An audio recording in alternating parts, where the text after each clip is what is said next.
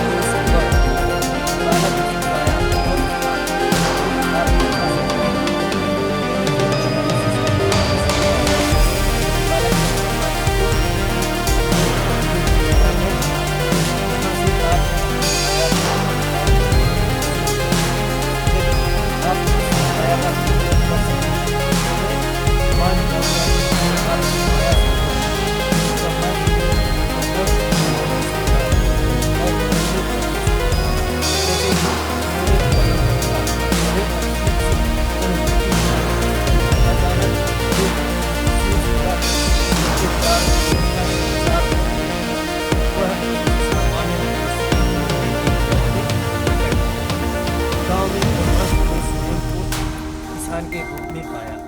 उनके पास खेत खलिहान था और वे एक साधारण जीवन जीने लगे। उन्होंने विवाह किया और उनके बच्चे भी हुए। समय बीतता गया और ब्रह्मा जी अपने सांसारिक कर्तव्यों में व्यस्त हो गए कि वे यह भूल ही गए कि वे सृष्टि के रचयिता हैं। एक दिन गांव में भीषण बाढ़ आई। पानी ने सब कुछ बहा दिया। ब्रह्मा जी का घर, यहाँ तक उनके परिवार के सदस्य